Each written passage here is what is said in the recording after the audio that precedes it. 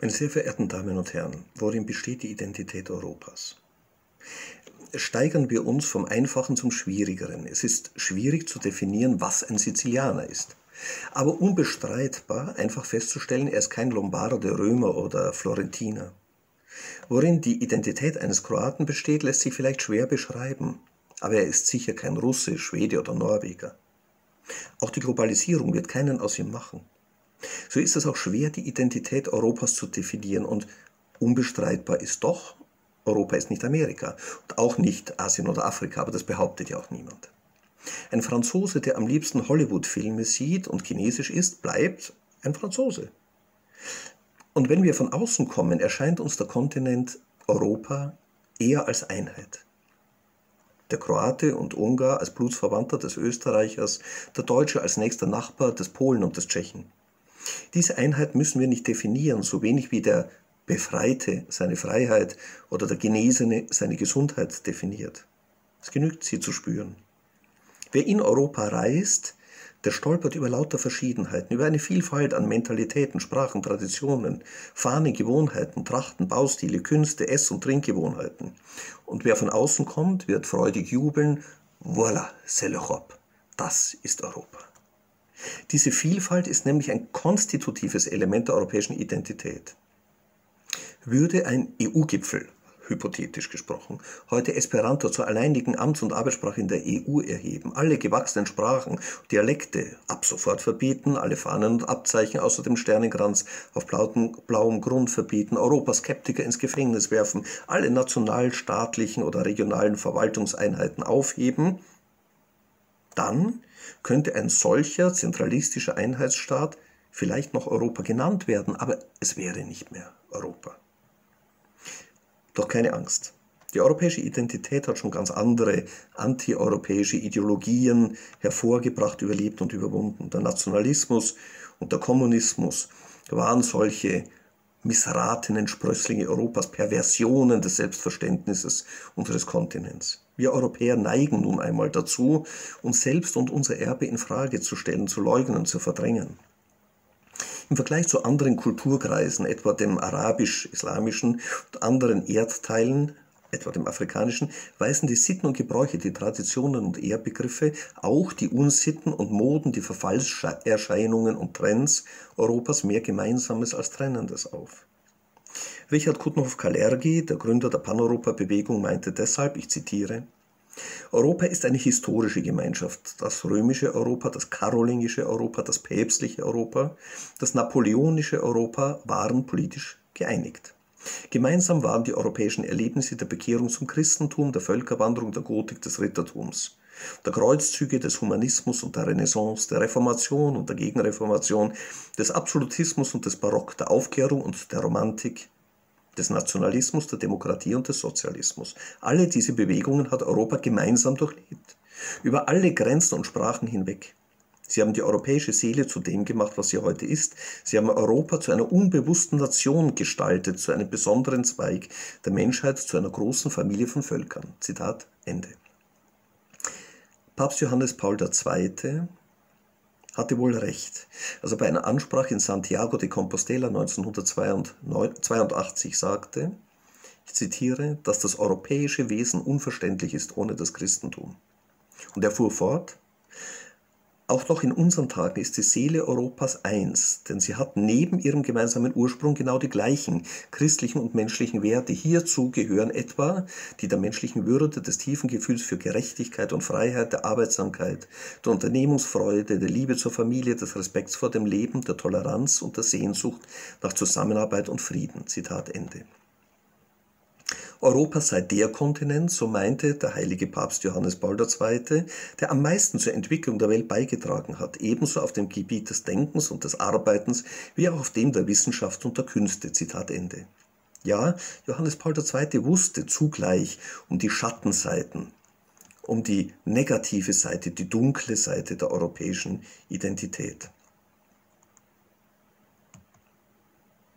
Der Papst aus Polen wusste auch um die geistigen Ressourcen, die immateriellen Rohstoffe Europas. Tatsächlich ist Europa bis heute ohne die Kenntnis des Neuen Testaments, der griechischen Philosophie, des römischen Rechts und Staatsdenkens nicht zu begreifen. Vermutlich ist auch Amerika nicht ohne die Pilgrims zu begreifen, China nicht ohne Konfuzius und die arabische Welt nicht ohne Mohammed. Ganz sicher ist, dass sich quer durch alle Verschiedenheit und bunt schillernde Vielfalt des alten Kontinents, Europa, die gemeinsame Farbe des christlichen Erbes und seiner Bestreitung zieht.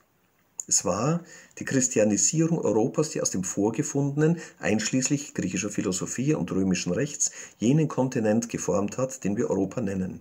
Das Christentum ist deshalb heute nicht nur ein gemeinsames Erbe der Europäer, denn zu einem Erbe gehören immer auch alle Hypotheken, sondern das Christentum bleibt eine identitätsstiftende Größe. Ohne Christentum hätte es weder die Aufklärung noch den Sozialstaat noch die Idee unveräußerlicher Menschenrechte gegeben. Tatsächlich ist es kein Zufall, dass Aufklärung und Rechtsstaatlichkeit auf dem christlichen Humus des Abendlands gediehen. Dies ist ein Erbe jener Gewaltenteilung, die Jesus selbst seine Jünger lehrte, als er sagte, so gebt dem Kaiser, was dem Kaiser gehört, und Gott, was Gott gehört. Matthäus 22, 21. Weder der alte Orient noch die antike Welt, weder die außerchristlichen Kulturräume unserer Tage noch die totalitären Ideologien im Abendland kannten oder kennen diese Trennung von politischer und religiöser Autorität. Diese Unterscheidung begrenzt jede staatliche Macht, befreit die Politik von der Irrationalität des Mythischen und Numinosen. Der Staat ist nicht mehr das Absolute, sondern hat den Menschen in seiner gottgegebenen Würde zu respektieren und zu achten. Dies ist ein spezifischer Beitrag des Christentums zur Identität Europas, Fundament wahrer Rechtsstaatlichkeit, persönlicher Freiheit und gesellschaftlicher Gerechtigkeit. Robert Schuman, der große Gründer des ersten vereinten Europas, der Europäischen Gemeinschaft für Kohle und Stahl, sagte in einem Vortrag vor Abgeordneten des Europäischen Parlaments im Jahr 1959, ich zitiere, die Demokratie verdankt ihre Entstehung und Entwicklung dem Christentum. Sie wurde geboren, als der Mensch berufen wurde, die Würde der Person in individueller Freiheit, den Respekt vor dem Recht des anderen, die Nächstenliebe gegenüber seinen Mitmenschen zu verwirklichen. In der Zeit vor Christus waren solche fundamentalen Grundsätze und Ideen noch nie formuliert oder inhaltliche Substanz eines Herrschaftssystems geworden. Erst das Christentum hat die natürliche Gleichheit aller Menschen ohne Unterschied von Klasse und Rasse gelehrt. Diese fundamentalen Werte, die sich aus der Ebenbildlichkeit des Menschen mit seinem Schöpfergott ableiten, sind im Laufe der Zeit grundlegende Elemente der Kultur bis in unsere Tage hinein geworden. Zitat Ende. Und in einer Rede vor der christdemokratischen Fraktion des Europäischen Parlaments meinte Schuman 1958, Europa hat über ein Jahrtausend Christentum benötigt, um seine christlich geprägte Kultur in ihren Läuterungen, Verstrickungen und der Suche nach Wahrheit herauszubilden. Zitat Ende.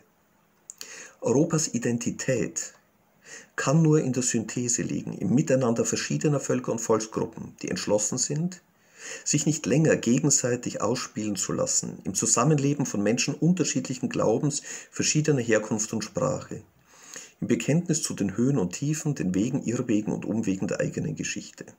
Doch eine Synthese, so weit und umfassend sie auch angelegt sein mag, kann nicht alles umfassen. Identität bedeutet immer auch Abgrenzung.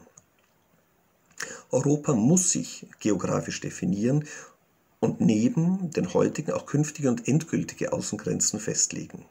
Wo diese sein sollen, ist weniger eine Frage des politischen Willens einzelner Politiker, sondern eine Folge der Identität Europas. Europa wird auch nur dann seine gemeinschaftlichen Interessen in einer zunehmend globalisierten Welt vertreten können, wenn diese nicht nur als Addition nationaler, also mitgliedstaatlicher Interessen definiert werden. Die Europäische Union hat auch diese Aufgabe, Europas Ideale und seine Interessen in der Welt zu vertreten und zu verteidigen. Immer neu gilt es, darüber nachzudenken, wie sich Europas Identität und seine Werte in seiner Ordnung und Verfassung spiegeln sollen. Eine Verfassung ist nämlich nicht nur eine Art Hausordnung, sondern, wie der jüdische Rechtsgelehrte Weiler sagte, auch eine Art von Depot, das Werte, Ideale und Symbole, die in einer Gesellschaft geteilt werden, widerspiegelt und schützt. Europa muss seine innere Ordnung, seinen notwendigen Wertekonsens, seine verbindliche Rechtsordnung definieren. Europa kann nämlich kein Raum der Indifferenz, der Unverbindlichkeit, der Willkür, Beliebigkeit sein oder werden. Neben einer äußeren braucht es auch eine innere, neben der politischen und rechtlichen eine gesellschaftliche und geistige Ordnung. Meine sehr verehrten Damen und Herren, die Europäische Union versteht sich nicht nur als eine Rechts-, sondern auch als eine Wertegemeinschaft, die etwa den Dialog mit den Religions- und Weltanschauungsgemeinschaften sucht. Aber ist die Wertegemeinschaft Europa den Religions- und Weltanschauungsgemeinschaften gleich nah, beziehungsweise gleich fern? Das wäre nicht nur ein Missverstehen der Religionsfreiheit, sondern mehr noch der Identität Europas. Diese beruht nämlich nicht auf einem universalistischen Pantheon, in dem alle Götzen, Götter und Dämonen aller Religionen und Antireligionen gleichwertig nebeneinander stehen. Die Werte Europas sind ohne den spezifischen Beitrag der Selbstoffenbarung Gottes, des Evangeliums und seiner Auslegung durch die christlichen Kirchen sowie des abendländischen Ringens um das rechte Verhältnis von Kirche und Staat einfach nicht denkbar. Wer die 1700 Jahre abendländischer Geschichte seit der konstantinischen Wende über Bord werfen will, um unmittelbar am integristischen Religionspluralismus des Imperium Romanum anzuknüpfen, der verkennt die Identität Europas und verfehlt seine Berufung wie seine Sendung in der Welt. Ist das vereinte Europa lediglich ein rein säkulares Projekt, das eine strikte Äquidistanz, also gleichen Abstand zu allen Religionen und Weltanschauungen wahren sollte? Oder darf es sich dazu bekennen, dass seine Geschichte und Geistigkeit, seine Kultur und Wissenschaft, sein Politik- und Rechtsverständnis zutiefst durchdrängt sind vom christlichen Glauben, vom Ringen der Europäer vieler Jahrhunderte mit diesem Glauben? Anders gefragt, ist der moderne Staat, die Europäische Union, ebenso wie die Nationalstaaten, ein Kunstprodukt ohne Geschichte und ohne Seele, eine Art universalistisches Modell, das 1:1 auch andernorts konstruiert werden könnte? Oder gibt es so etwas wie eine Unverwechselbarkeit und Eigenheit des Europäischen, die sich in der europäischen Staatlichkeit spiegelt? Solche Fragen sind überaus aktuell. Wenn wir von Zuwanderern aus fernen Kulturkreisen Integrationsbereitschaft fordern und damit mehr als bloßen Spracherwerb meinen, dann ist es nur fair und vernünftig, ihnen das Wesen unserer Kultur und die Quellen unserer Rechtsauffassung zu erklären. Weder die gleiche Würde von Mann und Frau, noch die Religionsfreiheit, noch das Gewaltmonopol des Staates sind selbsterklärend. Sie waren es für unsere Urgroßväter in Europa nicht und sie sind es nicht für einen Tschetschenen oder Pashtunen unserer Tage. Das bedeutet nicht, dass jeder kroatische oder deutsche Polizist wissen muss, was Religionsfreiheit auf Farsi, Russisch oder Arabisch heißt, sondern dass die Gesellschaft insgesamt sich über ihre Identität und über die Quellen ihres Selbstverständnisses Rechenschaft ablegen muss. Die Europäische Union tat dies vor einigen Jahren, als sie daran ging, eine Charta der Grundrechte und kurz darauf eine Verfassung für die Europäische Union zu formulieren. Christlich engagierte Politiker haben damals dafür gekämpft, neben einem Gottesbezug auch eine Bezugnahme auf das christliche Erbe Europas zu verankern. Beides ist am sozialistischen, liberalen, laizistischen Widerstand gescheitert. Heraus kam eine zwar korrekte, aber doch einigermaßen blutleere Formulierung in der Grundrechtecharta, und die möchte ich zitieren. In dem Bewusstsein ihres geistig-religiösen und sittlichen Erbes gründet sich die Union auf die unteilbaren und universellen Werte der Würde des Menschen, der Freiheit, der Gleichheit und der Solidarität. Sie beruht auf den Grundsätzen der Demokratie und der Rechtsstaatlichkeit. Sie stellt den Menschen in den Mittelpunkt ihres Handelns, indem sie die Unionsbürgerschaft und einen Raum der Freiheit, der Sicherheit und des Rechts begründet. Zitat Ende. Worin genau besteht dieses geistig-religiöse und sittliche Erbe? Wer hat es erwirtschaftet? Und wer hat es vererbt? Und wie konnte dieser Erblasser so ertragreich agieren, dass es uns als Erben heute möglich ist, unsere Staatlichkeit auf der Würde des Menschen, der Freiheit, der Gleichheit und der Solidarität aufzubauen? Bei einer so üppigen Erbschaft wäre doch etwas Neugier angebracht. Immerhin ist das, was hier als Fundament des vereinten Europa proklamiert wird, in weiten Teilen der Welt ringsum entweder gefährdet oder mit der Lupe zu suchen oder schlichtweg gar nicht existent. Es geht hier also um ein Alleinstellungsmerkmal Europas und gleichzeitig um ein europäisches Exportgut, ja jedenfalls so etwas wie eine Identität, um gefährdete Identität zweifellos und um Leitkultur. Statt sich an Zinsen und Dividenden dieses Erbes gütlich zu tun, täte Europa also gut daran, die Erbmasse selbst und den Erblasser genauer zu erforschen. Sicher, auch das Judentum und der Islam, zumindest in gewissen Gebieten, auch Aufklärung und ideologische Atheismen gehören zum geschichtlichen Erbe Europas. Doch selbst ein harter Kirchengegner wird, wenn er um intellektuelle Redlichkeit bemüht und einigermaßen gebildet ist, einräumen müssen, dass es der christliche Glaube war, der Europas Geistesgeschichte zutiefst geprägt hat. Weder Romanik, Gotik und Barock noch Renaissance, weder Dantes Divina Commedia noch Goethes Faust, weder Mittelalter noch Neuzeit, weder Aufklärung noch Moderne, weder Minderheitenrechte noch Gewaltenteilung sind ohne das Christentum denkbar. Viel spannender ist allerdings eine andere Frage. Kann das Christentum nicht nur Wurzel, sondern auch Blüte europäischer Lebensform sein? Der politische Widerstand gegen Bezugnahmen auf das Christentum rührt ja daher, dass der Glaube in der Geschichte Europas nicht nur mit positiven, sondern auch mit grausamen, fragwürdigen, zweifelhaften Entwicklungen in Verbindung gebracht wird. Die Frage, ob Europas Leitkultur die christliche sein könnte, ist bedeutend attraktiver als dieser Blick in die Geschichte. Die Menschenwürde jeder Person, die Herrschaft des Rechts anstelle der Macht des jeweils Stärkeren, die soziale Ordnung der Gesellschaft, das Gemeinwohlprinzip, die Solidarität mit Schwachen und Wehrlosen, die Subsidiarität als Ordnungsprinzip in Staat und Gesellschaft, die Gewissensfreiheit, all das sind authentische Früchte des Christentums.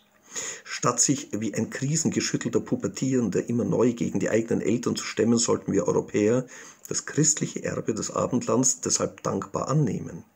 Was Generationen vor uns gedacht, erforscht, geglaubt haben, ist nicht alles überholt und nutzlos, sondern kann heute reflektiert und fruchtbar gemacht werden.